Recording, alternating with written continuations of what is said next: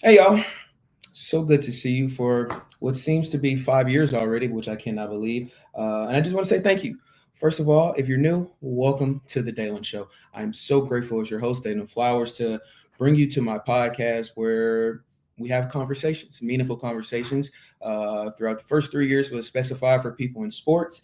Throughout the fourth season, as I took a year-long hiatus from season 3 to season 4, we then grew and we started talking to people outside of sports. We talked to some music artists, some news directors, some TV producers, and as well we grew. And I thank you guys for that. And I always have to thank the man up above for his blessings as well.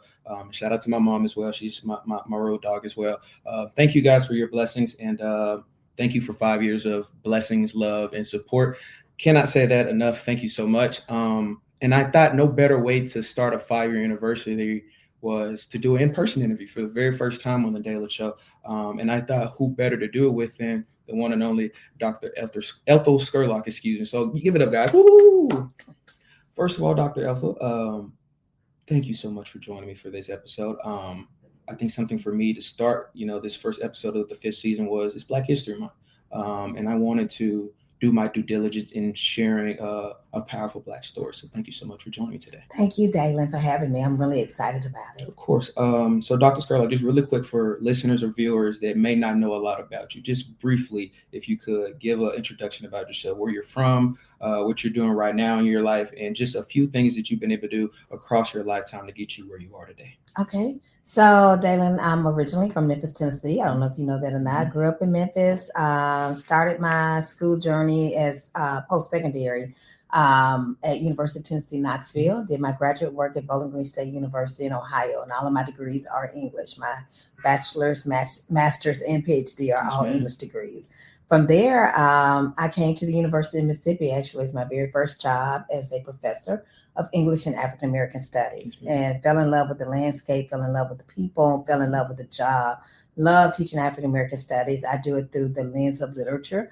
But after a while, after I was tenured, I started exploring other things in terms of administration. So came to the university in 1996. In 2010, I started my journey as a senior faculty fellow for the Lucky Day Residential College. And in that position, I integrated living and learning. And then 2021, I came to the Honors College as the Dean of the Honors College. And integrated all the things that I like in terms of teaching, engaging students, working with faculty members, being part of a not living and learning community, because we have a living community for honor students. It just gave me the opportunity to explore all those different things. So that's what I'm doing now, serving as the Dean of the Sally McDonell Barksdale Honors College at the University of Mississippi, and really having a great time doing that work. But I still get to do some work with and engagement with African American Studies, which is, of course, my core heart and passion. Yes, ma'am. I love that.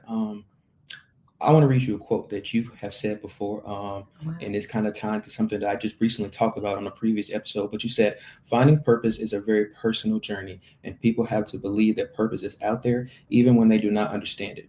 When you're 18, 19, 20 years old, your purpose is to live through the moments, to access all things you can while you can from the people you can. It's going to open the door to the next thing. Oh, wow. That is my quote. Yes. Ma'am. Okay. I recently did an episode with Tyler Buckner, who's a GA here at Ole Miss for the women's basketball team. And he kind of asked me, what advice would I give to someone pursuing a career in media? And I said three things: purpose, patience, and consistency. So when I hear other people say the word purpose, I always want to invest. What does that mean for you? You have gotten this position as the very first ever Black woman to be the Dean of the Honors College here at the University of Mississippi. What is your purpose in terms of your goal here to better this Honors College, to better this university, and as well better the people around this campus? I love that. So I always think my purpose, when I think about my core purpose as a person, I think about my mission being one of uplift, engagement, and helping other people find purpose. And so what I mean by uplift is I want my legacy to be that whoever I meet, no matter where you are, I want you to remember that you can go to the next level. So a conversation you and I had earlier talked about the fact that, there was a part of my life where I felt like I was living underneath my potential. And somebody had to wake that up in me to say, no, it's not acceptable. It's not okay. You've got to live up to and beyond what your own expectations are. And that's possible for everybody. But we can get all these narratives that are fed to us that make us feel like we're less than or we don't have a responsibility. And so for me, my mission is always lifting people up to whatever your personal purpose is. And when I think about purpose, it is, what is the thing that you were sent to the planet to do? I mean, we were not sent to the planet to work a particular job, but we were sent to the planet to accomplish certain things. And so I don't feel like I was sent to this planet to be a dean.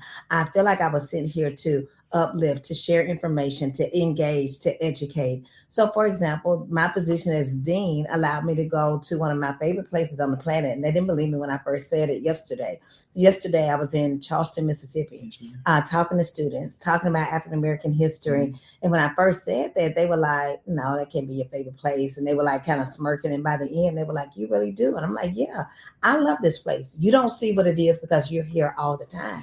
But as a person coming in, I see it. I love it. I could talk to them about people in their community that were amazing. And I said, and the next time somebody comes in and says Charleston High School is my favorite place, you ought to be able to say, yeah, it should be. Like, I want everybody to have that sense of pride. So that's my purpose, to help people kind of see the joy, the meaning, the value of who you are, and that your value is not attached to that job or a degree. Like, there are people who have no degrees who are living incredible lives. There are people who don't make a lot of money, make an incredible impact. So what is the impact that you were sent to do on the planet? If you can figure that out, you're going to live with passion. You're going to live with purpose. And usually the resources that you need materially will come to you. If you do what you do and you do it well and do it with passion, people are going to see you. It's going to open doors. I was never on a straight track to do this job. I just tried to do everything I did with purpose and passion, to always try to make sure I was depositing something with people so that they could move to the next level. I love that so much. And I'll tell you why. Okay. I started this show, as we were talking a little bit before we got on camera, in 2020 during COVID. And my purpose at first was, what can I do to fulfill my given talent? And when I was young, I would always tell myself that God put me on earth to help other people. And so I started the purpose of, okay, let's do some interviews with people in the sports world and just have conversation with them, share their stories, their wisdom, their advice, and give them a platform to share their stories. And so purpose is everything for me. And so to hear other people share that same love and gift and just motivation to do that same thing for others, it truly warms my heart a little, because I think that's something in today's society where we just see so much hate, whether it's in person, social media, that's kind of forgotten purpose. And what is your true purpose? And I feel like mine growing up, and today still is helping other people. So I love to hear you say that, Dr. Scurlock. I want to go to the beginning. Memphis, Tennessee. Okay. What was it like growing up in Memphis during your time? What were some of the things that you learned just growing up in the city of Memphis? Oh, wow. So I love my neighborhood. So I'm going to tell you something. I don't know if it's relevant or not, but I tell it, you know how to cut and paste and do whatever you need to do. So years ago, I won an award. And there was a bill passed in the state of Mississippi honoring the work I had done. And somebody from the university had to write up the story of my life. And when they saw I was from Memphis, they put some line in there like, she survived the streets of Memphis. Like, like Memphis was one big oppressive space. And I'm like, that's not my Memphis. So my Memphis is not this one big oppressive space that I had to survive. My Memphis was incredibly diverse. So I always say, to understand me and how I think and how I engage with people, you do have to understand a lot of the dynamics, the different terrain of Memphis. So I grew up in a middle class neighborhood.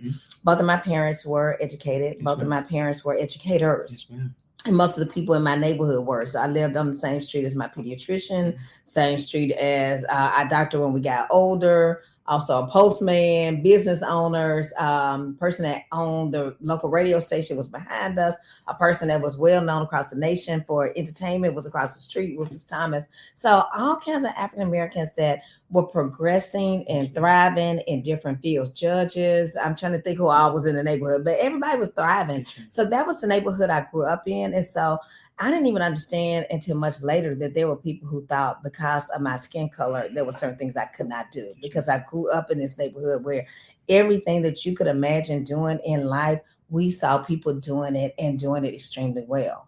But in addition to that, I didn't just grow up in my neighborhood. My grandparents were in a neighborhood over off South Parkway, which you hear people talk about in hip hop a lot and in rap music in Memphis. And it was very different. So my grandparents, my great aunt who raised us lived in the shotgun house. So my parents lived in this middle class neighborhood. My grandparents were in the shotgun house. And it was a really different kind of terrain and engagement, but still a lot of love and still a lot of support, still a lot of bonding. Now, I've always been more of a loner, but my older sister still has really close connections with the people in our neighborhood, which was more bougie, for lack of a better word, and the ones that were in my grandparents' neighborhood, which was not bougie at all. So all those connections were meaningful. But then in addition to that, we grew up in this country church right outside Memphis in Bartlett, Tennessee. And Bartlett is a suburb now, but our church was in the country. And so you had people who were descendants of people who had been enslaved on that land that our church was on. And the land that our church was on was also the place of the first or the only Black school in Bartlett, Tennessee. So if you go to Bartlett, it's a suburban area, and then you turn up on this little gravel road, and that's where our church was, in the middle of this suburb, but still had this little country feel. And you had people that had so much dignity, so much pride, so much ownership in who they were, a life that was very different in terms of them being really close to the land and agrarian in many ways. So we were in this suburban neighborhood, but then we would go to church and somebody was growing, they would bring peas and stuff, and we had to shuck peas and snap beans and shuck the corn, all that kind of stuff. So even though I was in this urban environment, I still had these rural people kind of showing me life beyond that. So I'm always thankful for that way of life, because it taught me so much about honoring people of different backgrounds and honoring people who bring different gifts to the table. So I never have that division in my mind of country versus city, because I love people that represent both. I never had the division of educated versus uneducated, because I know the good and bad of both. Does that make sense what I'm saying? I never had that division of even Black and white, because even though I went to these schools that were majority Black most of my life, then in high school I went to a school that was probably 85% white. And so I love the way I grew up, because it taught me to engage with people, not to engage with positions, and not to engage with material or what somebody can do for me. And it's what can I do, what can I bring, and celebrating what people do, period, whether it's for me or not. So probably told you a little too much, but that's what it was like for me. That's the point of this. I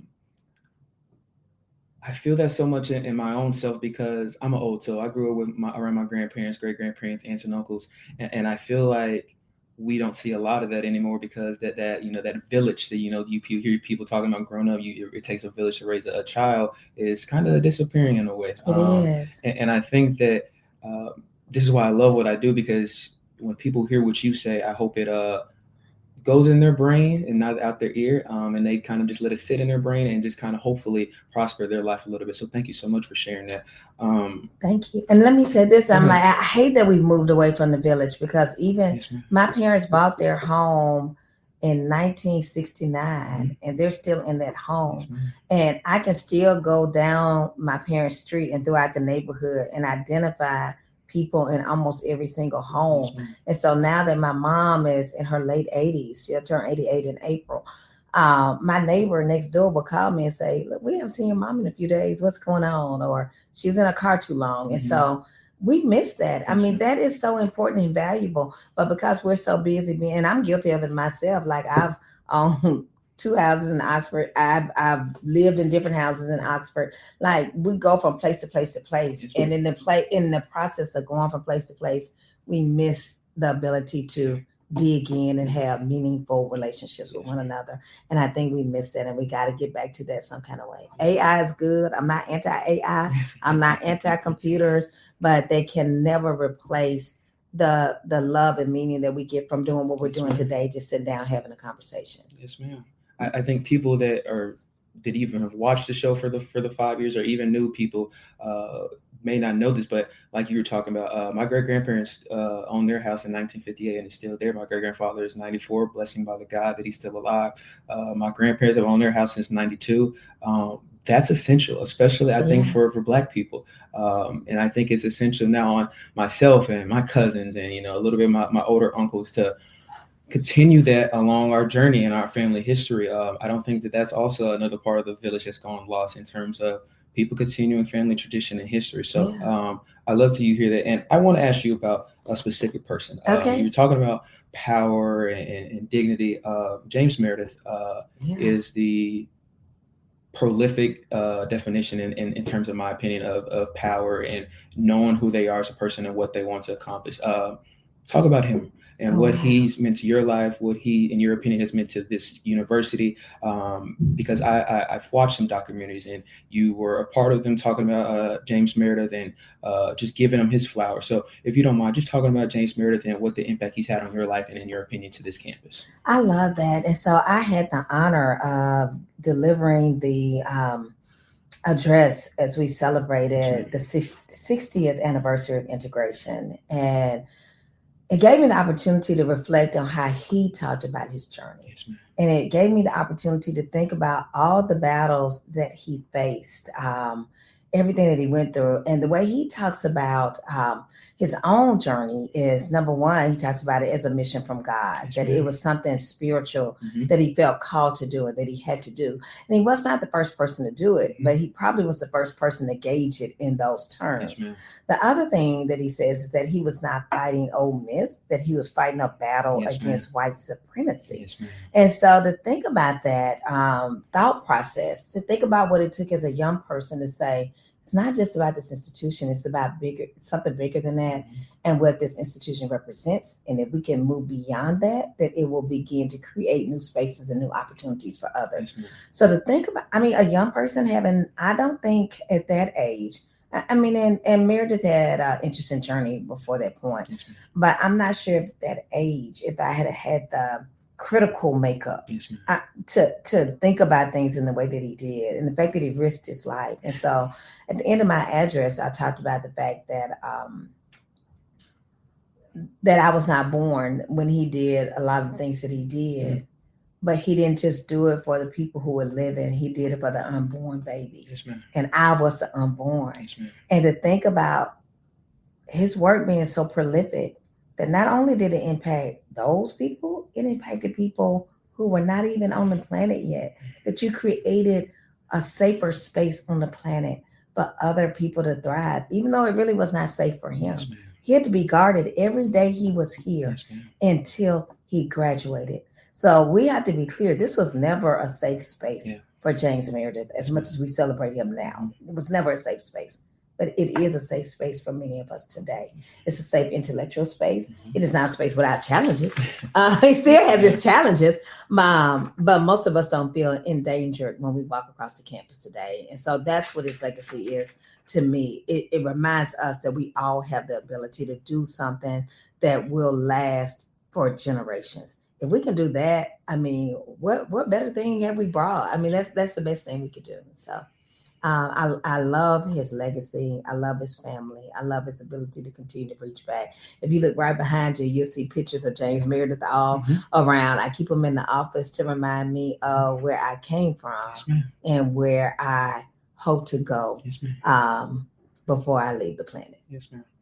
I'm going to brag on you a little bit. And, okay. I love to do this, but I know even myself, when it's given to me, I kind of just just shove it off because I don't like to, be my own kind of fan or anything. But whether you realize it or not, you're making history yourself. And I think that now a young Black lady will look at you and will say, I can be a dean of honors college at a university. I can be a dean of a program, whatever it is, et cetera, et cetera. What is it for you that when you're looking at people in terms of walking them into this honors college? Because now they see a black woman, head dean of the honors college, and you've also changed prosperity. The class of 2026 had the largest black honors, numbers ever in the history of the honors college. So for you, what is your purpose here in terms of diversity in the honors college, but not just the honors college, but in terms of the university in general as well? You did your homework. I tried. So you did. So my thing is, the University of Mississippi is supposed to be the University of Mississippi. Yes, ma'am. Mississippi is 38% yes, ma'am. African American. Yes, ma'am. So how can we say we are the flagship institution of the state of Mississippi if we're not at least reaching out and telling people about this institution and the opportunities that are available here? And so my biggest goal has been to make sure that everybody knows the opportunities. And I tell them when I'm telling them about it, my goal is really not always to land you at Ole Miss. It's not always to land you in the honors college. But it is my goal to make sure that you know it's here. And if you think it's something that you want and that you're qualified for, that you know you have the opportunity to apply for this place and its resources. So that means I can't just go to private academies when I'm recruiting. I can't just go to pockets of wealth or places where we've always gotten the people. I got to go to places where we've never gotten anybody. I listen to the stories of people like one of our first graduates. I can't remember if she's in the second or third class. To graduate from the Honors College, Kiana Mitchell Washington. She's a pediatrician in Atlanta. I had a lot going on in my mind. She's in Atlanta. Married to Cedric Washington, who also graduated from the University of Mississippi in history. Phenomenal couple, but I'm saying Kiana tells the story of being a student at MSMS and our former Chancellor Robert Cayatt, showing up at MSMS. She's a Black female from Barksdale and was at MSMS. And because of her test scores and her grades and her excellence, he showed up and was like, we want you at the University of Mississippi. But she said she didn't even know what a chancellor was. So when they said the chancellor is here, she was like, well, I got, whatever she was in, like AP calculus or whatever. She's like, I'm in AP calculus. I don't have time. And they were like, but it's the chancellor. You need to come out. She was like, as soon as I finish with AP calculus, I'll be out. So she had no idea who she was talking about or why, but she was focused on those academics. But Robert Cayatt saw something. He went to that school to say, we want you here and we need you to show up. And she did. And she became a Truman Scholar, which is a national award. Actually, her dream originally, I think, had been to go to Yale for medical school. She was accepted at Yale, turned Yale down so she could go to Emory. But those are the stories that I want someone to one day say, I didn't even know what the chancellor or dean was. And I didn't even know what that meant, but they came to me and they showed me something. And then it clicked. That's where I'm supposed to be. The other thing is, if it doesn't click that that's where you're supposed to be, it's okay. Because I know that if I can show you how to apply for the University of Mississippi and to get through this process, that you now know how to apply for every state university in the state of Mississippi. So you know how to go to JSU, you know how to go to Valley, Alcorn, USM, Mississippi State, wherever you land. It's our job as a flagship institution. We belong to the state of Mississippi. We got to do the work of getting everybody in Mississippi, and we can't leave out 38% of the population and feel like we've done our job. I can't. There are people who do it every day on this campus. I cannot. I know the labor that it took, and so it's so important to me that we go back and we get every taxpayer's offspring has a right to be at this place, and I want to make sure they get it. So I hope I answered it well enough. Okay. And I love the honesty because that's not easy to share. Yeah. And so thank you for being honest with me for that. I want to go back now. Okay. You're talking about growing up in a family of educators as well. You ended up choosing for your bachelor's degree to go to the University of Tennessee. Talk about what was the process of choosing Tennessee? What were maybe some of the other schools that maybe you thought about going other than to Tennessee? Just what was your process in choosing Tennessee? Okay, so I was always a high achiever in terms of test taking. So because I was a national merit semifinalist, because I had scored well on the PSAT, I was actually getting a lot of literature from small, private, liberal arts colleges. Some I didn't know about, but I was dreaming real big. I'm just going to be honest. So I was dreaming big. Like, I want to go to Mount Holyoke. I want to go to Notre Dame. I want to go to this place. I want to go to that place.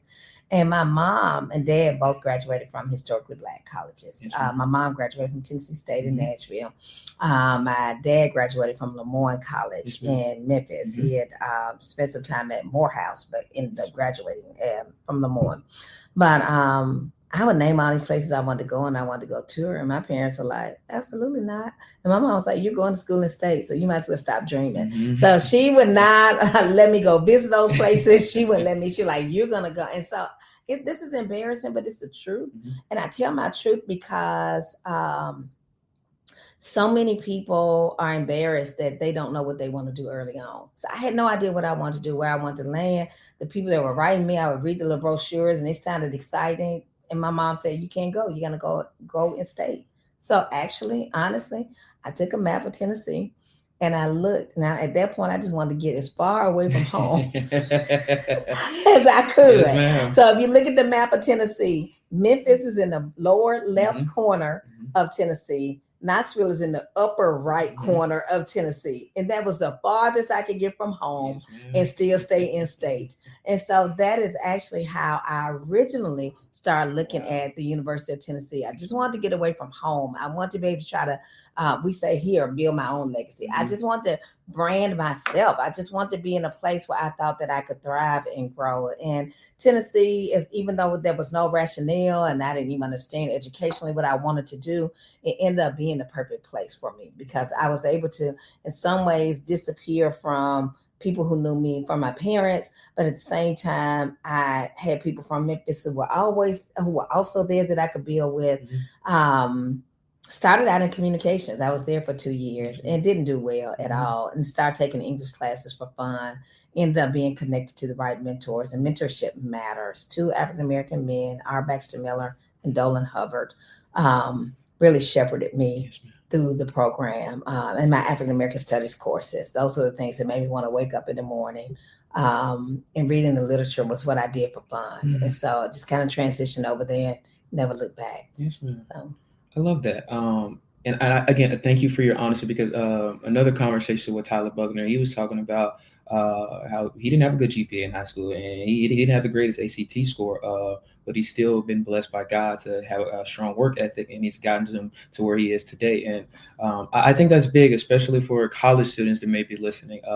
And I want you to now, could you give a piece of advice to high school, college students, somebody in grad school that are trying to figure out what they want to do, but are kind of putting themselves in a stress circle, trying to figure out, okay, if I don't figure it out soon, I may not be where I want in a few years. So what advice would you give to someone that's in that realm of, I don't know what I want to do, but they're still only 17, 18, 19, 20 years old? yeah. So I always say you gotta believe, and it's tough when you're the person doing it. I get it. I understand. I was just sending my child something today about really learning how to embrace the fact that in the middle of a situation, there's frustration. Yes, ma'am. And we run from frustration, but you don't grow if you don't make it through the frustration. Yes, ma'am. So I get the frustration. In no way am I trying to deny that and say it's not real. But what I always try to tell people is focus on where you are now. Yes, ma'am. Focus on being the best you can be right now. And if you will be the best you can be right now, it almost always, I'm not going to say always, nothing is 100%, but it almost always opens the door to the next thing. Yes, ma'am. I mean, I talk about the fact that I was not on a clear track and being a dean wasn't on my, I did want to be an associate dean. Mhm. I wanted to be an associate dean for the College of Liberal Arts. I had a particular track I wanted to go on and want to do. And actually that door never opened for me. So when I was working in Lucky Day, I just did the best I could. And I did the things I was passionate about and the things that I was having fun with. And our provost at the time, my highest academic officer, was Morris Stocks. Yes, and I went to Morris Stocks' office one day. He's an accounting professor here. And I said, I'm worried because I don't know what to do next. Like there's no job that goes out to this job. And I said, I don't know what's next. And he said, don't worry about what's next. What's next always takes care of itself. Amen. And I was like, what? But it's true. Yes, ma'am. And in that moment, I'm like, I want you to give me some. Like, I want you to tell me, go over there and take this workshop Yes, and get ma'am. certified in this and go do this and that. And he said, what's next takes care of itself. And it did. And I had opportunities a couple of times to look at other positions and was being considered for things, but The timing was wrong. And when I tell you, I believe in divine providence. I believe we land in the right place at the right time. I think everybody needs to have some kind of belief system beyond just the material world. It doesn't have to be my belief system. I just think everybody needs that. And so it was very important to me for my children. I did want to. My first husband died when my children were young. And so I cherished the ability to take my kids to school in the morning. If they had to ride the bus to get home, that's fine. But I wanted that morning time. I wanted that. Let me see where you are mentally. Those conversations were probably the most meaningful conversations I had because they're trapped in the car. They can't go anywhere. Yes, so I love being able to take them to school, pick them up because I would find out stuff I wouldn't find out otherwise. And so I really didn't want to do a job that was so demanding as long as they were in school. And so when Janelle graduated from high school, the dean of the Honors College announced that he was resigning. And I actually was mad at him at first. I called him like, what are you doing? Like, why? No, we need you. But it was the perfect time. It was, and I was at the right time, at the right place. I had been doing this work, not trying to be the dean of the Honors College because I thought that guy would be here forever. But I led faculty development. I taught honor students. I was on the admissions committee, but I was doing it because I love to do it. So all I'm saying is do the things that you love to do, and people will see you, and the work will elevate you. And the work will elevate itself. Just believe that. We're so into end product now, but I just feel like for me personally, God is so big and so amazing. He has some end products we can't even imagine. Yes, and so for my spiritual belief, if you believe that you have a God that says he'll do the exceedingly abundantly above all you could ask or think, why are you worried about asking and thinking on the thing when the thing is bigger than what you could even imagine? So I tell my child, like my oldest child graduated in African American Studies. She's a healthcare administrator for Vanderbilt University. Like, there's no track that could make that happen. She just did really work over here. She did really good work at this nonprofit. Somebody that worked with her and knew her saw what she did. They had called and asked, do you know anybody? And they were like, actually, I know somebody really good. And that's how she ended up in healthcare administration. No degree work, no preparation, just doing good work. And it opened the door. And so I got a kid right now about to graduate from college. And a few months ago, she was going to seminary. So now she's going to do Southern Studies. Wherever you land, just keep growing. Keep growing. I promise you. And I know my mom was so mad at me when I graduated without getting certified to teach. And she was like, you got to have a fallback plan. And I'm like, I don't expect to fall.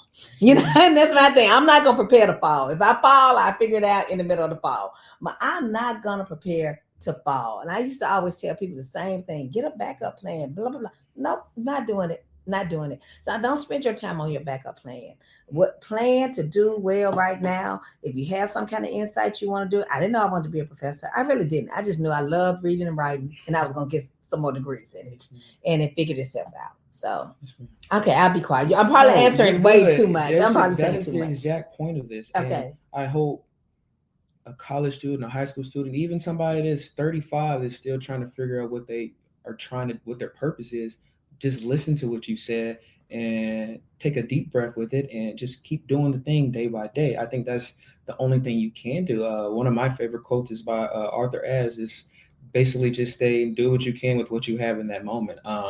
And I think that's huge. I don't think that if you continue to think so far ahead, you're not going to get far ahead. And so I love that you said that. And you were kind of talking about it. And I want to just, I think I tell my mom this all the time, motherhood is a full-time job. On top of everything else you do. So just talk about what it's like being a wife and a mother. What has that meant to your life, and how has that uplifted your life for the better? Yeah, so I say for me, it's been the most important thing in my life. Years ago, when I started this job as a professor of African American Studies, I got pregnant before I could even teach my first class. And I was so disappointed in myself. Pregnancy should be something you're celebrating. Yes, I was married. I was in ministry. My husband was in ministry. I should have been really excited, but I wasn't. I felt like I was a failure. And then she was born early. And so I'm trying to figure out how to manage her health care in this new job. I moved here from Ohio while I was pregnant. So I'm trying to manage all this stuff. I felt like I was failing in every area. I didn't know what to do and how to do it. And Talked to one of my mentors, believe it or not, a male mentor, R. Baxter Miller, who ended up being at the University of Georgia, but he taught African American Studies in English at Tennessee at the time. But I saw him at a conference, and I told him I just feel overwhelmed. And sometimes in life it's like that, right? Yeah. We're just overwhelmed. I'm like, I just can't take it anymore. And he said, Ethel, it's okay. Everybody juggles balls, and everybody drops balls. He said, you just got to figure out which balls are the glass balls and don't drop them. Because the glass balls, if you drop them, they shatter. Yes, and you can't put them back together again. So what are your glass balls? And somebody actually just requested last week that I come and talk about that for a group because they heard me say that somewhere, but it has helped me. So I had to sit down in my do a personal inventory. What's the glass ball? And for me, glass ball is family. Yes, glass balls are children, especially. Love being a wife. I think that's a ministry in itself. But children, like, they don't control their environment, their destiny, their opportunities. You do that. yes, And so if I get mad at my husband and I withdraw in some kind of way, which I hope I don't ever do, but if I did, he'll survive. He's a grown man, but go about your life. But if I did that for my kids when they were little, that devastates them and the next generation. And so I could not drop the glass ball. And so I always make sure my children, even in ministry, you hear about pastors' kids always being the worst ones in the church. Now they're gonna experiment and try their own thing. I have to release them, that they don't recover, they don't do anything they can't recover from. But I also want to make sure that my kids never felt abandoned. Mm-hmm. I've seen a lot of children of ministers who feel abandoned. And when they talk about their childhood growing up, they say, my dad always put the church before us. My mama always did this and that. And so I made sure I didn't do that. I started turning down Saturday engagements. If there were engagements when my children couldn't go with me, I didn't go. Mm-hmm. And I wasn't going to sling my children from church to church on Saturdays and Sundays. And I've seen people do that. Like, let those children have a life. They want to go to the park. They want to go to the movies. They want to sit around in their pajamas and eat ice cream. They don't want to go from church to church to church. And if you've been in Black church, we would church a child out. We got morning program, afternoon program. Mm-hmm. We got BSU after that. We just got everything all day. Yes, we don't let the children be children. So anyway, my biggest thing was I want to make sure that they knew that they were a priority. And I think my children will stand as a testament today and let you know that I always let them know they didn't have to be compared to one another. They didn't have to live up to anybody else's expectation. Mm-hmm. All they had to be was the best person that they could be. That's what I encourage them to do all the time. Just be your best person. And if the script doesn't go as you thought it would be, it's okay. That's why we write scripts, because then we can bottle it up and then write a whole new script, and then we can start all over again. Mm-hmm. And it's okay to fail, because when you fail, it gives you the opportunity to figure out what you did wrong and do it again. And I wanted them to be resilient. And I would say this, and I'll be quiet. My first husband died when my children were 9 and 16. They had just turned. He died in September. So Janelle had just turned 9 a few weeks earlier. Mm-hmm. And I say this with parents, like, we had told Janelle, like, you're not going to get any more birthday parties until you turn 10, when you hit your double digits. And some just said, okay, so I said that. So she was supposed to have a 9th birthday party, but then she wanted to be with her friends. So I'm like, okay, let me let her celebrate. So we did this big elaborate cake, went to the movie theater, did all this, took all these pictures. Turns out it was her very last birthday with her dad. And so don't rob your children of these moments of joy when they want to be friends and want to be with families, because you never know when it's going to be the last one. My other daughter was not quite 16. She was about to turn 16 in October. Mm-hmm. In fact, her Sweet 16 big celebration, we had booked out the top of Beret on the square and all that. We ended up having to cancel it because her daddy's funeral was on the day that she should have had a birthday celebration. So I'm thankful that I always celebrated them, and then celebrated with family. And then once he died, my thing was to show them, I know I'm probably saying too much, to show them that I wanted them to know how to work through grief. That grief will slow you down, but it doesn't have to stop you. Yes, and so my whole life was modeling to them how to work through grief. And we still try to model that today, like on holidays. I'm remarried. They have an excellent stepfather. They have a great relationship with him. But I try to say, like the night before, let's stop and talk about your dad. And let's talk about what we miss. And let's talk about all that. And you don't have to be happy for anybody. But we want you to have a sense of joy that'll carry you no matter what. So I probably told you too much. No, okay. And again, good. Cut and paste, No, which you don't want to use. Scurlock, okay. Good. And okay. If anybody's watching, I don't know if you really catch it. I got a little emotional. I'm still learning that grieving process. I recently had a friend that was killed in a car accident. And I've only dealt with one other personal death, which is my great grandmother in 2019. God rest her soul. And I'm glad you talked about this. So, do you mind talking about just maybe how you dealt with your husband's grief a little bit? I think that's something that is not talked about enough in the mainstream media. So, how, for you personally, have you dealt with grief, and how have you kind of just went along teaching your kids how to deal with it as well? Well, it was tough. I didn't always make wise decisions, even as an adult. Even as the mama. And I say those early weeks, especially, I would sit on my kitchen floor and just cry and just say, Lord, why would you allow this to happen to me? Why did you allow this to happen to my children? I just felt like I didn't deserve it. My kids didn't deserve it. I was angry because I felt like I lived my life given to other people. Yes, ma'am. And I felt like God shattered my life and I didn't deserve it. And my kids especially didn't deserve it. So I had to deal with that. And I had to say, it's okay to tell God how I feel. Because so many times we sanitize religion and we try to clean up feelings, and we're not ever supposed to be mad with God. But God gave us emotions. So he knows we're feeling them. So why would we hide them from him? If he can't handle it, who can? I'm going to trust a counselor to handle something and then say God can't handle it? So that was the first thing. Me really just being honest about how angry I was, how much it had changed my life. But always trying to make sure that every day I tried to find something. I told my kids at one point, and it sounds simple and cliche, but I told them we had to make decisions every day about how much we're going to cry about what we lost and how much we're going to celebrate what we have left. So I tried to make sure that my home was a safe space to do both. Amen. It's okay to cry about what you left. Mm-hmm. And I'm not going to say it's something wrong with you or you're selfish or whatever. It is okay. You lost he was a phenomenal daddy. From the time I was pregnant, he was phenomenal. You should cry. It's something wrong if you're not crying about the loss of your daddy. Something wrong if you're not crying about the loss of your friend. It's okay to do that. But then also realize if you're here for purpose and for a reason.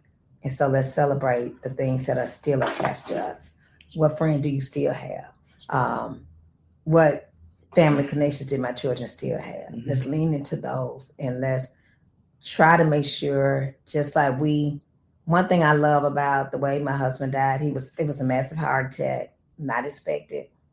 But every day he was on the planet, I mean, even the night before he died, we were all laughing together. He had gone to film a performance over at the Powerhouse. I had taken the kids to Disney on Ice. Mm-hmm. And when we got in that night, we were laughing and talking about the performances and everything we had seen that night. And so from the time he met them to the time he died, they knew that they were loved, valued, and cared for. And that's something big to thank God for. So make sure the people in your life from now on know every day that they're loved, valued, and cared for. So that if you lose them, you did all you could do up until the appointed time. Okay. Is that enough? Yeah. Okay. I think that's something that I've learned recently, just telling people that I love them. I mean, you wake up. I literally just talked to my friend Mikhail Bailey, God rest his soul, a few days before it happened, and then he's gone. And then I just abruptly a few days later was telling my people, I love y'all, because this life thing is short and you don't know when your time is. So thank you for being honest, because again, I'm sure that's an emotional topic for you. So thank you for sharing that. I want to go back and bachelor's, master's, and PhD. But in the middle of that, before I get to that, talk about Delta Sigma Theta. All right. Incorporated. Come on. Talk about why did you think that and know that Delta Sigma Theta was the right fit for you, and just talk about what's been your experience in being a Delta woman and help uplifting you to the woman you are today. Oh, wow. So When I was I grew up around a lot of people in different sororities. Mm-hmm. My mom never talked about anything with Greek life. My mom was Eastern Star. Mm-hmm. My dad was a Mason. My dad was an Omega. Mm-hmm. And so, I mean, a lot of phenomenal women from each organization. And I would honestly say, especially a lot of AKs, a lot of Deltas around us. And so every time we went to an event and they were around and they were doing things, because we would do, back then they had the Ebony Fashion Fair in Memphis and we would tour, but the Deltas brought them in. So you see all these Deltas having that going on. Then we would go to this thing, I forgot what it was called. It was like the Lady in Pink, some kind of tea they did in Memphis every year. And that was the AKAs. And so every time we went to something like that, I would come home and ask my dad, I'm like, what sorority do you think I should be in? As a little girl, what sorority? And he was like, there's only one sorority. There's Delta Sigma Theta Sorority Incorporated. So really that was in my head, honestly, from the time I was a kid, there's only one. And I'm like, no, it's more sororities. He's like, no, the other ones are girls' clubs. So he really made us think that we only had one choice. Mm-hmm. And if we were not going to do Delta, we just didn't need to be doing anything at all. So that was one narrative that was in my head. When I went to the University of Tennessee, you gravitate towards who you see doing things on campus. And you could see that these women were different and they were doing really unique work in the community. Yes, and so one of the things, we didn't have anything like Greek forms. So if you want to go learn about an organization, you had to go talk to the members. So with Delta, if you were interested in Delta, you were expected to set up one-on-one meetings. You went to different dorm rooms and places to see these women, which was safe. It was nice. It was nothing negative about it, which we couldn't do that today, but it was really neat. And so what I remember more than anything is that every time I went to see one, I set up an appointment, I would go see them. They would say, do you see that certificate right there? Read it to me. And it would say Delta Sigma Theta. And then they would say, and what does it say under that? And it's like a public service sorority. And they were like, that's correct. We are public service. So if you don't want to do public service, you are not in the right place. And this is what we do. And so they would just run down all these things about public service. And that's my life. That's what I want to do. I want to live a life of service to humanity. Always. There's something on the inside of me wanted that. And I love that. I love what they stood for. And so I went through the process, and thankfully I made it through the process. Now, I said a little bit earlier when we were not on camera that it made me a better student, because I'm embarrassed about it. I had the lowest, and we had the highest GPA of our organizations to get in. But I had the lowest grade point average on my line. And I was embarrassed by that. So one, it made me a better academic person, because I read about these incredible women who have been doing incredible work, starting that history of 1913 and all the stuff they were working against. And I'm like, what am I doing with my life? I'm gonna have to get it together. I thought I was doing something, but I'm living beneath my potential. And then watching women who were in engineering and in accounting and thriving and doing extremely well and doing internships. I'm like, I don't want to be the bottom of the barrel. So they encouraged me to do better. So those things that helped me do better academically. I mean, after I placed Delta, my GPA was off the charts for my last two years at University of Tennessee, because they really emphasized academic excellence. So it helped me academically, and helped me. If I hadn't pledged, I don't know if I would have even gotten my grades to the point where I would have been accepted to graduate school. The other thing I would say it helped me do is spiritually. You hear a lot of attacks right now, people renouncing and talking about things being anti-religious, but everything that we do is based on Christian principles. A lot of what we do is based on scripture. And so because I was raised in the church, but I was running from the church at that point. I really was. I'm not lying. I was tired of being the pastor's daughter. So when I went to college, I didn't want nothing about me to be churchy. So when I got in there and I started reading these rituals, I'm like, oh, that sounds like this passage, and this sounds like this scripture. And so I'm having this read over me every time we meet. And I'm like, I got to get my spiritual life together. So for me, while people talk about it turning them away from God, it called me back to God, and it called me back to taking my religion seriously.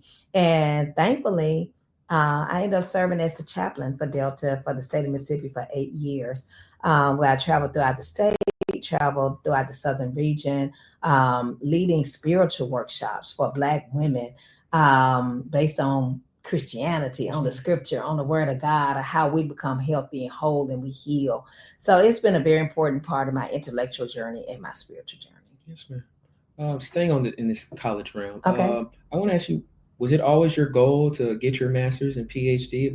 What was that process? How did you come to that point of saying, okay, I want to go to graduate school, then okay, I want to become a doctor? What was that process like for you? So no, it was not always my goal. Coming out of Memphis, I love, you can tell I like talking because I don't know how long we've been talking. I'm not even looking at my watch. I like talking, and I used to rap. Believe it or not. So I wanted to be a rapper, but you didn't have a lot of models of what it meant to be a female rapper. Mm-hmm. But Salt and Pepper, there was this woman, Barksdale, Shantae, she was good. Yes, Salt and Pepper, they had met in college. It was a community college, but they had met. So I'm like, okay, I can do it all. So I was thinking, I'm going to college to make my parents happy. It was just the expectation in my household. Yeah. But I still was trying to connect with people doing music at first in Knoxville. And I wanted to just be a rapper. So my goal was to try to pick up some things while I was an undergrad, then come back home, work, and try to figure out how to do that. But those mentors I told you about, R. Baxter Miller and Daylan Hubbard, just start saying you need to focus on these things. You need to look at this and be really good in this area. You're living underneath your potential. I was thinking about law school. And actually was saying that, well, if I go to law school, I can do entertainment law, and that way I can move to LA, and I can practice law while I'm trying to blow up. So I had a lot of different ideas of what I want to do with my life. And the other thing is I ended up getting a job from Procter & Gamble in Atlanta. So I'm like, okay, maybe Atlanta would be a place with more Black people. I could thrive and grow and maybe do that. So I had no idea what I wanted to do. Procter & Gamble gave me the job offer. And the person that made the job offer said, if you accept this job, we'll pay for you to go to graduate school if you want to go to graduate school in a year. This guy by the name of John Hawkins, and of course he wouldn't remember this. He actually was the first Black cheerleader at Ole Miss, but he worked for P&G at the time. And he pulled me aside. He said, they're telling you they'll pay for you to go to school, but what they're not telling you is that if you want to do it in literature or something related to the art, they're not going to pay for that. They're only going to pay for something related to this job. So if you want to go to grad school, you need to do that. If you want to work, you need to come with us. So he really made it clear to me, just intervene, and I'm thankful for that. And so then at that time, I still thought, okay, well, I can do the master's, focus on reading and sharpening my critical thinking skill, and I can still go to law school. So I went to do the master's, and that's why I said the next thing always takes care of itself. And I got an assistantship teaching English. And when they first sent me the contract for me to teach English while I was working on a master's in English, I called the school and said, y'all made a mistake and sent me somebody else's paperwork. And they were like, no, that's for you. And I'm like, but I don't have any experience in this. I can't teach college English. And I'm graduating college right now. And they were like, we're going to train you. You'll be okay. Accept the assistantship. So I did. And the first day I walked into the college classroom, I'm like, this is what I need to do the rest of my life. I'm in the right place. And that's how I fell in love with it. Once I started teaching and doing the work, and when I got the master's, I just went right on into the PhD program. But it was that experience of showing up, doing that work, finally getting to that place where I'm like, this is it.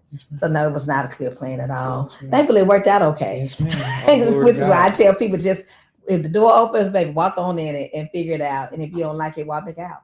But a lot of times when you walk in those doors that are opening in ways you don't understand, and listening to mentors and people who are telling you stuff that will help you along the way. Yes, ma'am.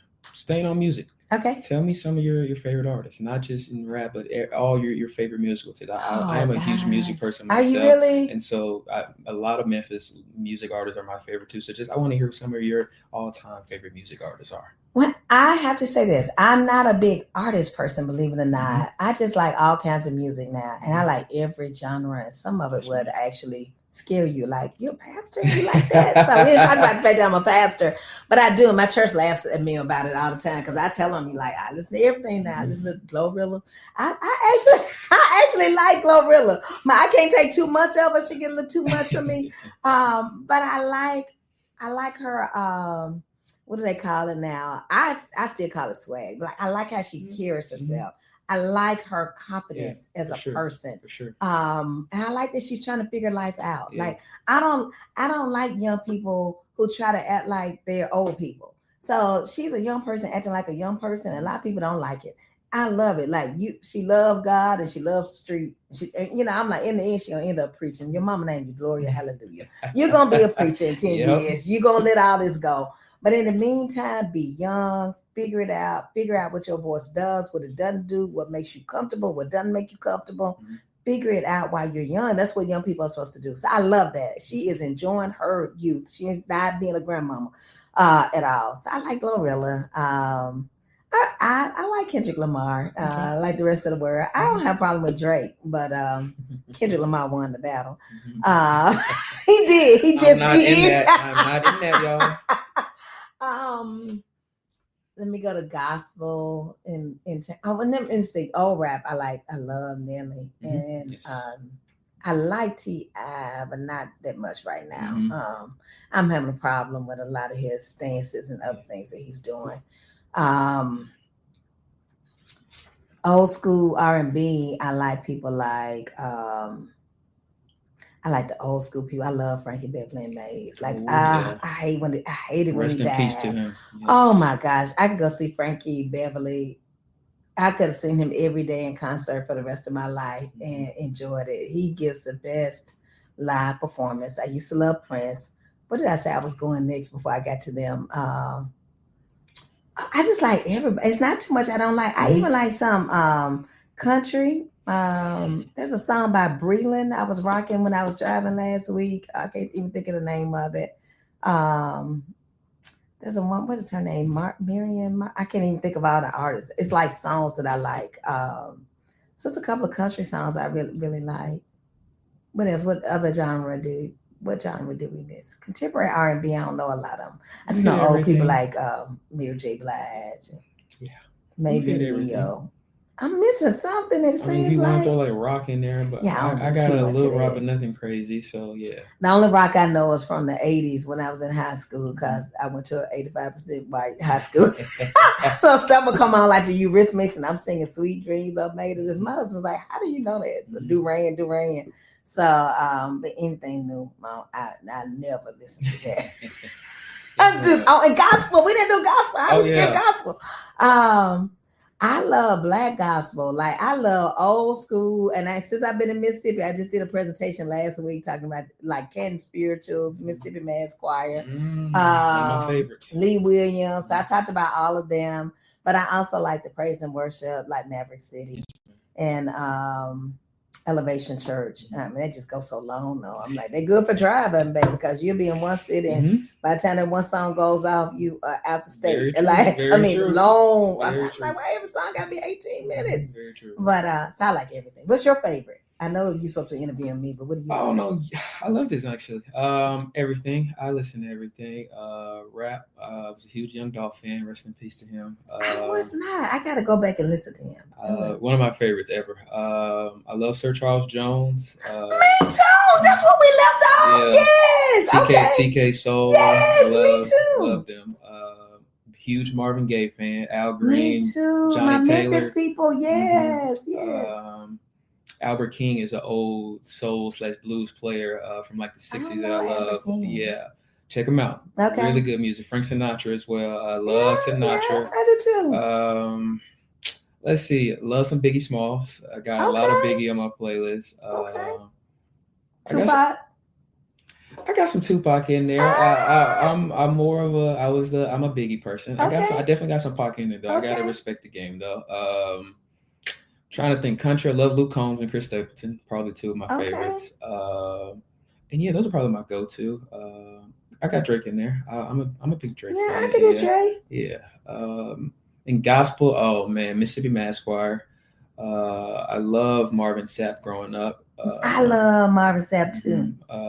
William Murphy as well. Yes. He's good friends with the guy who likes me to preach. They're really good friends. Yes, ma'am.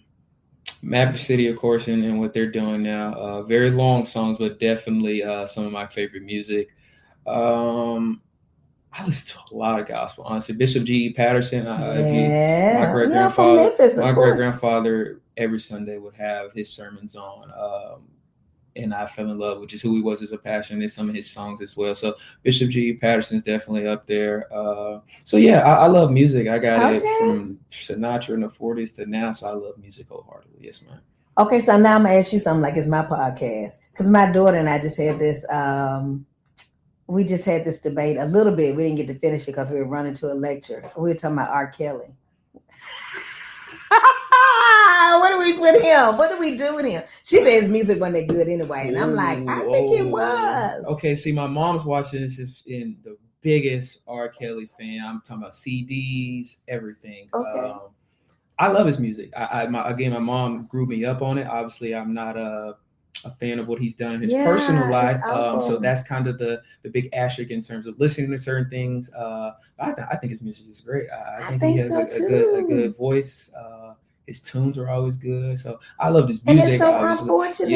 Yeah. Because she was like, do you listen to him? I'm like, no, but I miss Ignition. And I miss Step in the Name of Love. And I Believe I Can Fly. I miss those songs. Yeah, they were the soundtracks of my young adulthood. Yeah, I would say, taken a step back from listening to it from maybe the last 6-7 years of my life. But growing up, it was something my mom played a lot. So I know R. Kelly really good in the back of my head. I raised my children playing Ignition, like all the words. So it's like, but I don't listen to him anymore because the depth of the allegations. It's one thing to have allegations. It's one thing to make mistakes. We all make mistakes, but the depth and the repeated, the depraved nature of a lot of what he was doing. But I'm like, well, what are we gonna do with Sean Puffy Combs? That's something I can't get. What are we gonna do? Because he's touched everything. You just gonna cut the radio off. Yeah. So, okay, I'll be quiet. I'm sorry. Okay. I promise.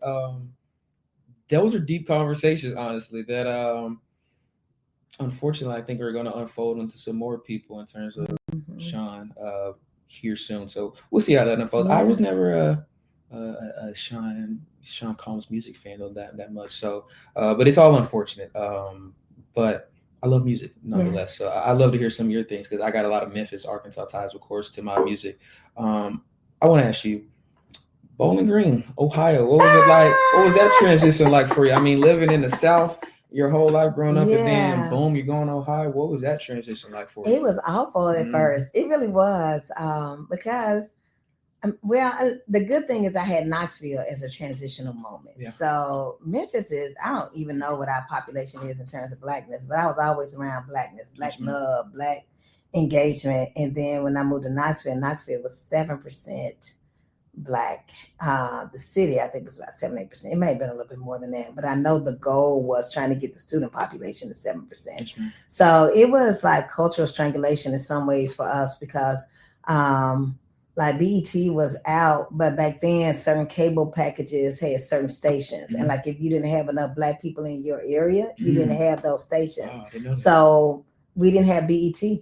And so I couldn't even watch black people on TV. There was no black radio station because the population would sustain it at the time. So we would have to bring our little tapes up and try to make meaning in Knoxville. So that helped some, but I did have black people from Memphis. So, but when I get to Bowling Green, it was the first time I had been in an environment. You had black students. It was a really small country town. There were no black families. Like there was not one black family with a black daddy, a black mama, and children in the whole town. There were 2 black men that had families in town. One had married somebody of, I think, Indian descent, and they had children that they adopted from other countries. And the other guy who was African-American, who identified as African-American, who lived in the town, married somebody who was not African-American, and their children did not identify as African-American. And nothing wrong with that.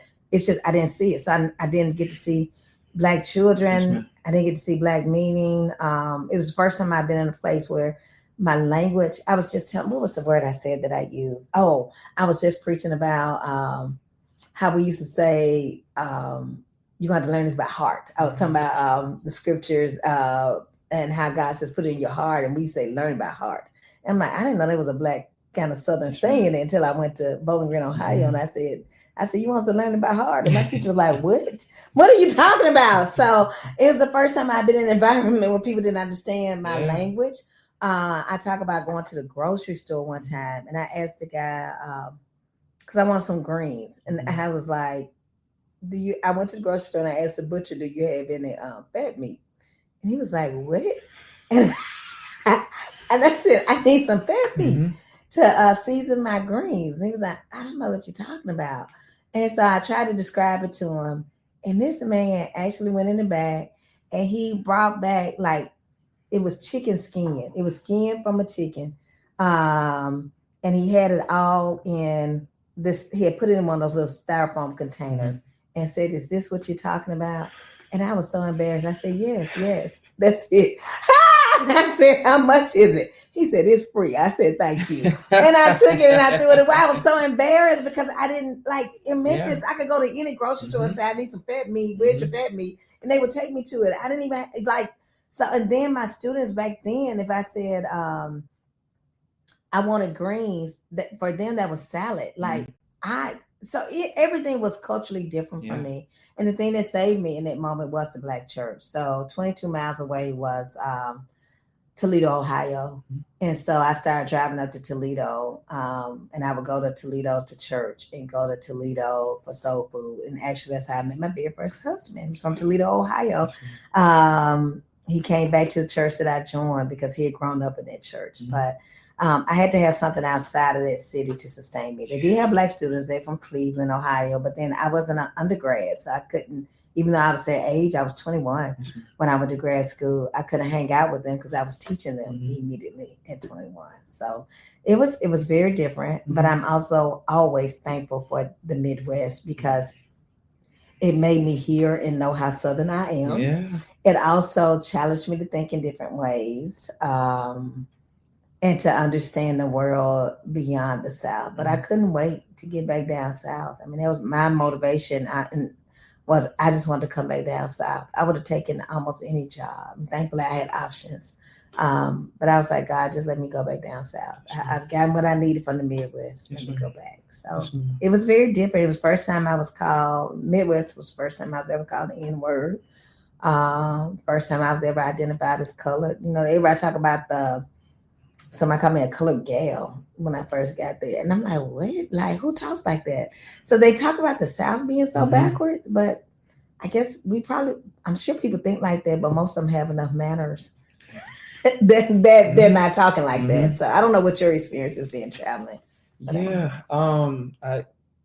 Obviously, I've grown up in the South, Arkansas, Mississippi, and Texas, but I had not a similar experience, but I worked a sports broadcasting camp in Philadelphia this past summer, and I was talking to, I think, a professor in the biology department there that we were in that building, and I was just saying, like, yes, sir, no, sir. He was like, are you from the South? I was like, yes, sir. He's like, no one up here says yes, sir, no, sir. And I was like, it's natural for me, and I say it so much. I'll say it to, like, just people my age. They're like, you don't have to do that. You don't make me old. And I'm like, my bad, it's natural, because that's for me growing up is you don't say yes sir, no sir, yes ma'am, no ma'am, you got your butt whooped. And so it's just natural for me. And then you experience I go to New York for Christmas every year with my mom. You experience the difference of what it's like down in the South, and then you experience what it's like in New York. You're like, okay, my life is completely different than someone else's in terms of just culture, the way we speak, the way we talk. So and even food, I think food is definitely the biggest part. I grew up on a family farm, so I was outside in the summer picking greens and cleaning corn and stuff like that. So to go up to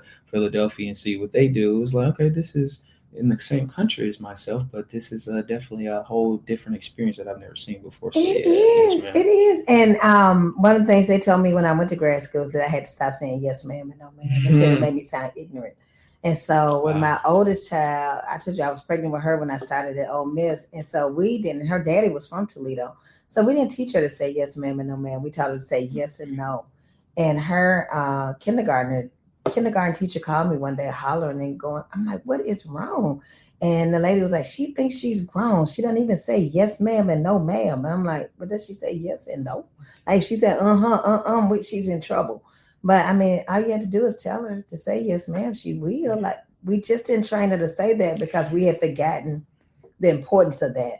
But that lady thought she was being disrespectful by saying yes and no. Isn't it crazy how just language? It is. And I was sure people from the North, if they come down to the South and have those experiences, will probably say the same things they were saying about going up to the North and Midwest. So I think that's huge. Okay, and on this topic, I want to ask you, coming back down to the South. How did you get the opportunity to come to the University of Mississippi when you did? How did that opportunity come about to you? So we actually, in my field, we go through a big clearinghouse called, it's a conference called MLA, the Modern Language Association. So if you wrote papers in literature, you probably use MLA style. So back then, everybody had to apply to different jobs all over the country. It's a year-long process. So we would start applying maybe September, October. You would know by November or early December whether or not you got a job interview. And so you would go to this city and go from hotel room to hotel room to hotel room interviewing for different jobs. And so I applied for only 7 or 8 jobs. And everybody would say, oh, you got to apply for hundreds of jobs in order to get one. And I actually it was a year I was planned to finish, but they said you have to go 1 year as a practice year. So this is supposed to be my practice year. So I was going to practice interviewing so that when I went for my real job, I could get one. But the conference was in Chicago.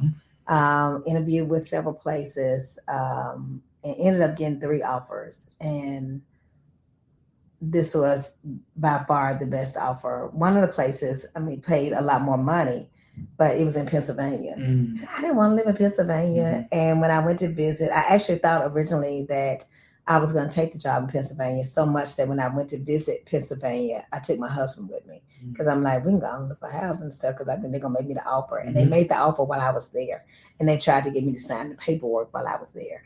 But Ole Miss had not called with an offer at that point. And I started crying like, I know I should probably take the job. Like people are crying about not getting jobs. Yeah. But I want to be at Ole Miss. I just fell in love with this place when I came to visit.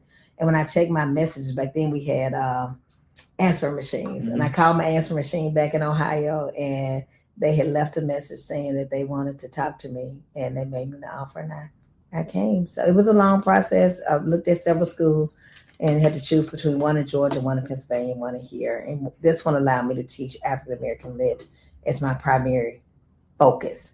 And so that's why I chose this job. Yes, ma'am. I'm going to wrap up here soon. Okay, take your time. Take your time. There's another quote that you stated as being one of your favorites, and it's from Brene Brown, and it says, belonging does not mean that you can go somewhere and fit in. That real belonging is that you feel free to show up as your full self and that you're not made invisible. Yeah. When you got here to Ole Miss, and I think from my own perspective, and I think from the national perspective, Ole Miss is, you hear Mississippi, and I think people think racism. I think people think slavery. So for you, what was your experience like when you first got here, just kind of maybe belonging and finding your purpose here and fitting in? What was your experience like here when you first got down to Mississippi? So I'm going to say my experience, but I also know that I value and understand it's not everybody's experience. Yes, so a lot of people don't have positive experiences showing up and feeling like they can be themselves.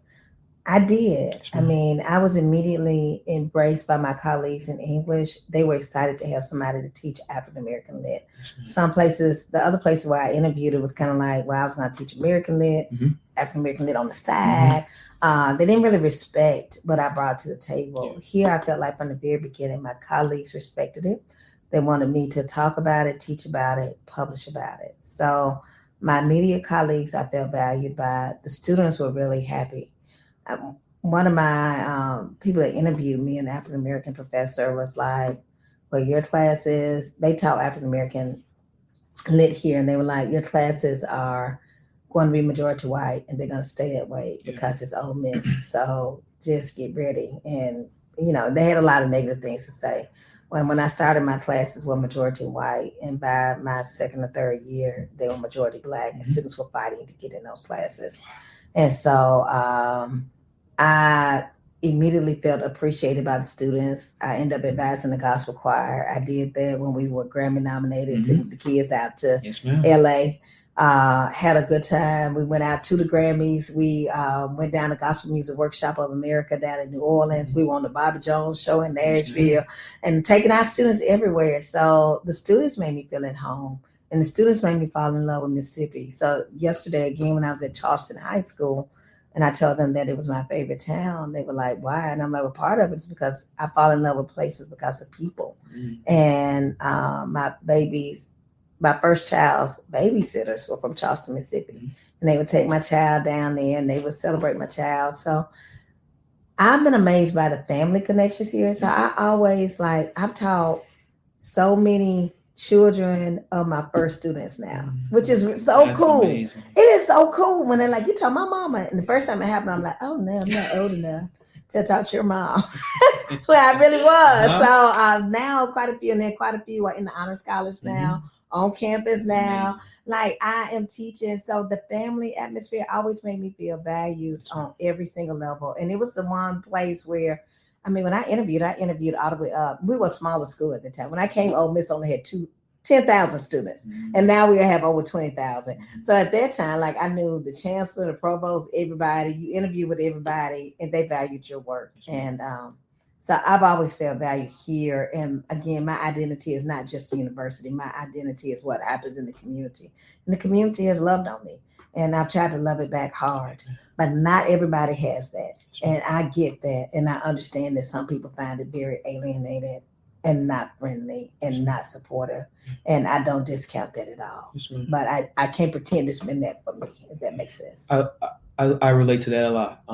I think that we all obviously have our own perspectives on lives and what we have experienced, but this has been a great home for me for 3 years. And arms have been open to me with love, and people that have just wanted to see me succeed in this town, at this school, have continued to pour into me. So I love that you say that, because I hate that this place gets that rap. I hate that Mississippi gets that rap, because obviously history is history, but it's not just Mississippi either. You know, you were just talking about the Midwest was the first place that you were called the N-word. So I think that's huge. So thank you for sharing that, because that's something that I think people need to hear. And for myself as well, I think that's huge. I've never dealt with anything bad here. You obviously you see it, and I've experienced things in my lifetime, but not here. And I thank God for putting me here for a purpose and a reason. So thank you for sharing that. Thank you. And let me add to that. This past weekend, I officiated a wedding in Springfield, Missouri, in the mountains, in Ozark Mountains. And Springfield is 4% Black. So the whole time I was there, I didn't see one Black person. And I was talking to Janelle, my youngest, on the way back. And I'm like, girl, I can't wait to get back to Mississippi. And she's like, people would not feel like you would ever say that. And I'm like, I got to go home. Like, I'm not at home in the mountains. I'm not at home when I don't see people who reflect melanin in their skin. I want to see everybody. So I love everybody. You know that. I embrace everybody. But you want to see somebody that looks like you when you go to the store, when you go to Walgreens, when you go to wherever. You want to see something. And I didn't. And so it's been a home for me. It really has. Yes, ma'am. One more thing kind of huge that I want to pick up on before we wrap up. Another quote from you. Okay. I'm sorry, I'm a big quote person. I'm so proud of you. Thank you. You mentioned a book, The African American Sermon in the Literary Tradition. And the quote was, the African American preacher every Sunday morning has to get up and take a past history and connect it to the present of the people they're standing in front of, and take it and make it serviceable that empowers them for the future. Yeah. First of all, how did you become a pastor? And secondly, for that quote, what do you think your purpose is in terms of preaching the word of God for people of color? Okay. So, and that quote is and the book is right there in the corner, Sermon in the African American Literary Imagination, Daylan Hubbard. It is near this. I think the things that make me who I am, I make sure I have them out where I can see them. But he was my mentor at Tennessee that I talked about and taught literature, African American literature. My journey, I started preaching in 1995 at United Missionary Baptist Church in Toledo, Ohio. As I was finishing my doctorate, I was licensed by a guy, Bishop Rudolph McKissick. And McKissick pastors a very large church in Jacksonville, Florida now. They had top 40 hits, very well known, very well connected. But at that time, he was on the come up. And he was not in Jacksonville. He was in Toledo, Ohio. And I knew I had a calling on my life, went to talk to him about it. And I thought he was going to put me out of his church. My daddy was a pastor. We were Baptists. We didn't believe at the time in female ministers, but I knew I was called and I knew I had to do it. And so when I went to tell McKissick, I was like, I know I'm probably going to lead a church, but I'm telling you, I know I'm called to preach and I can't fight it anymore. And he was like, well, I felt like I knew it all the time. I just been waiting on you to come tell it. So people actually called him, told him not to license me because they had other women who had been waiting and they was going to unleash whatever in the city. Several people were very adamant about the fact that he shouldn't license me, but he's always been, if you ever look up Rudolph McKissick, you'll find its preaching is phenomenal. He's never cared about what people thought about what he did. He just has done what he wants to do. And so he licensed me, and I'm thankful for that. And one of the people that was really against me and what it was going to unleash in the city has had me back to Toledo several times to preach. And at one point, he had over 10 female associate ministers. So I started there, and when I came here, it was challenging because there were not any women in the Baptist tradition who were active in pulpits, and people did not know what to do with me. And I was okay with that because I'm not a person that does stuff for show. I was preaching because I know that I have a call in my life, and really kind of hope, well, maybe if I just go and get licensed, do what the Lord told me to do, He'll let me sit down. Like maybe just tested me to see if I do it, and then I can stop. But that ended up not being the case. So short story is, came here and started preaching. My first husband actually was a pastor, and several churches said they wanted to call him as a pastor, but they wouldn't call him because of me. And so it's kind of hurtful, but I mean, it is what it is. I can't change my gender, and if I change my gender, I won't be his wife. So, and I can't change the call on my life. So people did struggle, but thank God that people in different denominations started calling me. And then people just started saying, like, we want you. We want you to be here. And God opened doors. And before I knew, I was running revivals, doing all these different things. So the way I moved from ministry to pastoring, I supported him for many, many years. And this guy started a church in Batesville, Mississippi. It's a very small church. And I felt connected to it the first time I went. I'm like, oh, I got to figure out how I can help him sometimes. I actually met him. I did a program for the USDA. He was the administrator who had to call me and make my arrangements. He asked me to come to his church. And I'm like, oh, let me see how I can help Marlon Coleman in the future. So then he asked me to come back. And then he said he was going to Oklahoma. He's actually now the mayor of Muskogee, Oklahoma. So he said he was leaving. Did I know anybody? So I sent him the name of this guy, Eric Wilson. And he was like, we already talked to Eric Wilson. And he's not interested. He said he's not ready to pastor. So then I brought him back. I said, well, I'll help. I was extremely blessed. I didn't need anything. And he had a little bitty church. Now, I didn't know how little it was when I agreed to do it. Because when I went to visit, each time it was like 15, 20 people there. So I'm like, well, I know y'all don't have any money. You don't really have a good building. I can help you in transition. So I went over there to help him in transition. And some people joined the church, got the money stabilized. And then I called them to say, I think it's stabilized. My husband was preaching at 11. So I would do this church at 9, go down to him at 11. And I called him to say, I think you're ready to do a pastoral search. I got everything kind of set up for it. And he was like, we don't need to do a search, you're the pastor. So that's how I became the pastor of First United Missionary Baptist Church. And my husband was pastor in Alvis Grove at 11 a.m. And when he died, they asked me about staying to help them transition. And then they asked me to stay. So now I'm pastoring 2 churches, one at 9 and one at 11. So I go to Batesville at 9, and then we go down to Alvis Grove at 11. And they're very different. At 11 o'clock, when they first called my husband, they said, some of the members were like, we want to make sure you know we're calling you and not your wife. And so I never went in the pulpit the whole time he was there. I would just go there as the first lady and support him. And so it is a testament, again, of how the next thing always opens up and prepares a way. And when he died, I thought I would move on, but they asked me to stay. And then my kids wanted to stay. They felt like they needed both of those churches. And both churches have been amazing for them in very different ways. And I'm always thankful for those congregations. They give me something different, and they give my kids something different. And I wouldn't be the woman I am today without those 2 churches. That's amazing. And I will say just really quick, I don't understand how you do it. Oh, thank you. I put too much on my own plate, and I think I do way too much. But hearing you do all the things you do, it's extraordinary. And so all the things you do, I want to ask you, Dean of the Honors College, what is your goal continuing to move forward in the future for this college? What is your main goal in terms of improving what you're doing here as the Dean of the Sally McDonell Barksdale Honor College here at Ole Miss? Okay. So as the Dean of Sally McDonell Barksdale Honors College, I want to make sure that we continue to serve all students. I want to make sure that we continue to have a global population, but that we have special attention to students in the state of Mississippi. I want people to look at this place and know that it is a transitional place, a place that you can come to, and it will help you transition into the next level.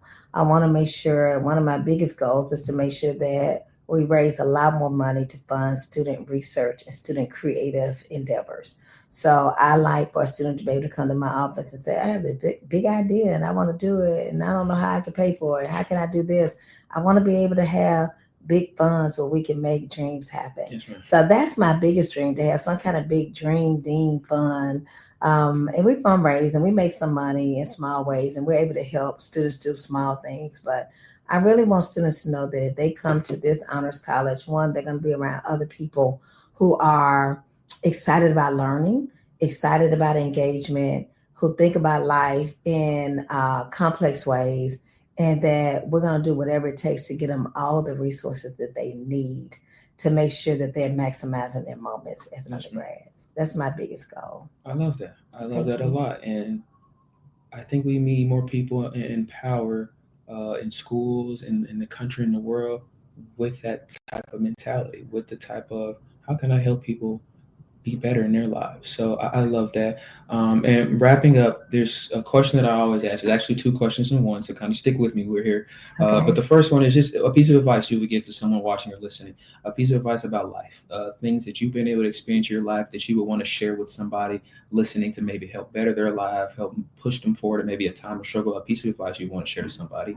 And secondly, you talked about it a lot, honestly, but legacy. When people hear Ethel Scurlock, what do you want people to always remember about your name and who you were as a person?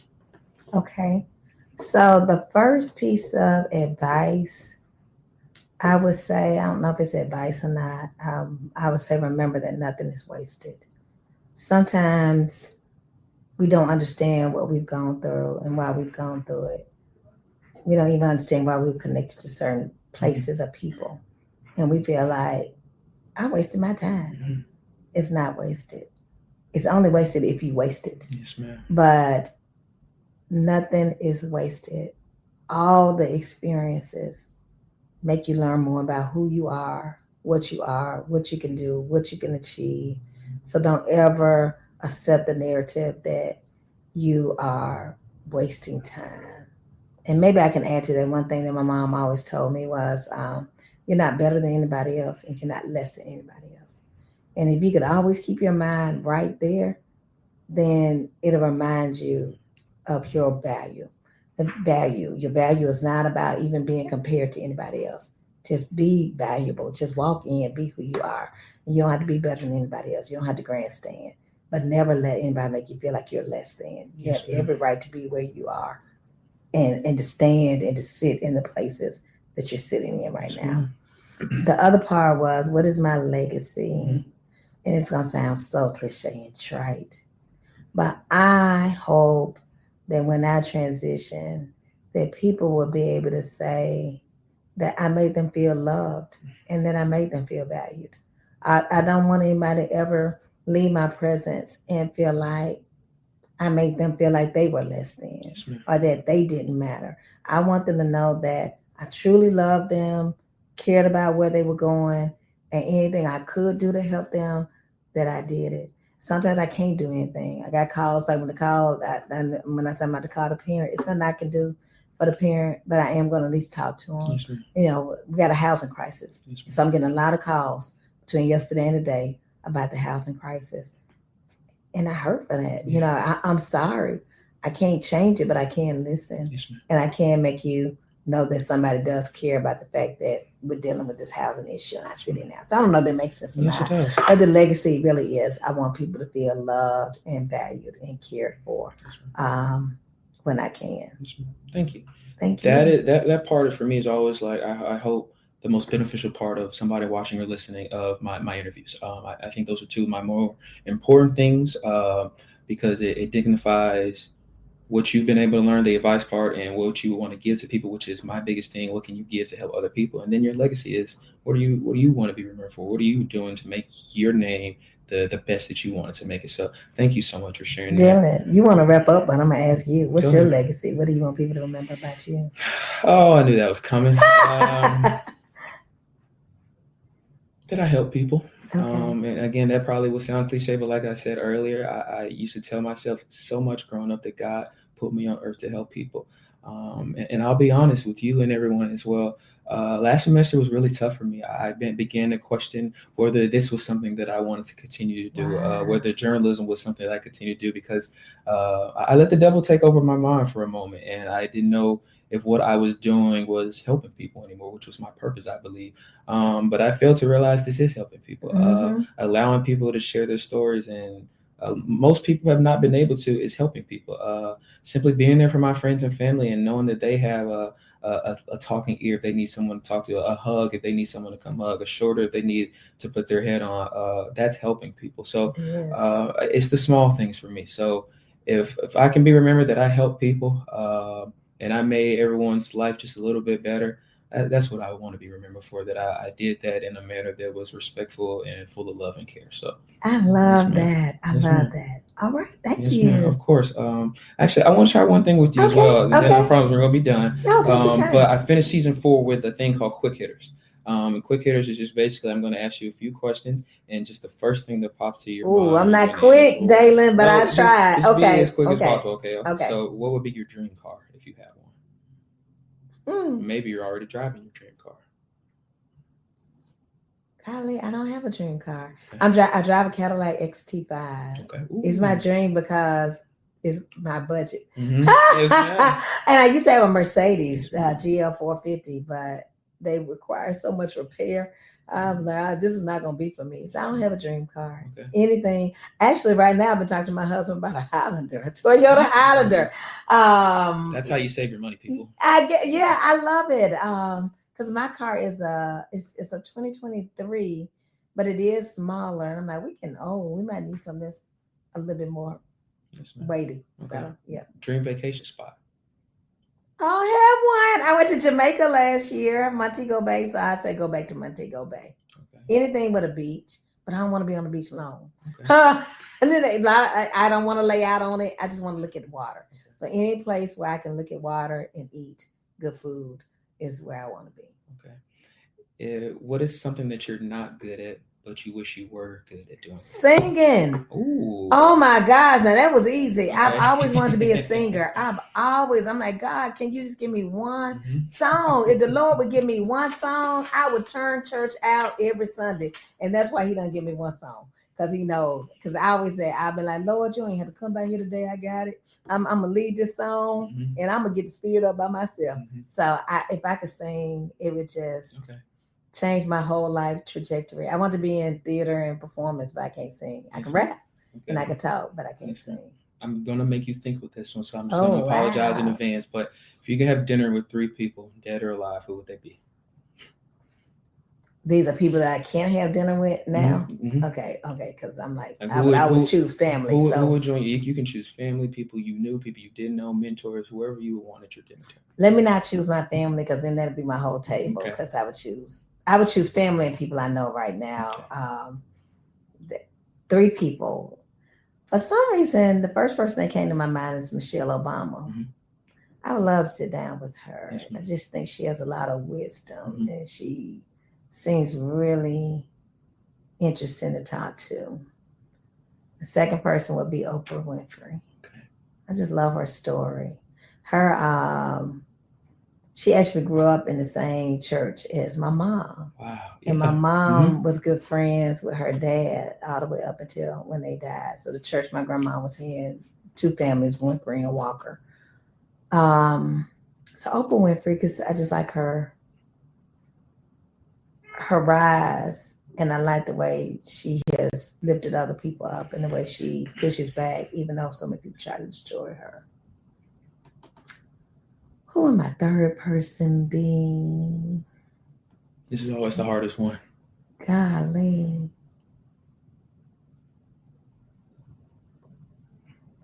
I don't know, because I like comfortable people. There are a lot of people I admire and respect, but I don't think I would be comfortable. Who I want to have dinner with and laugh with and then enjoy.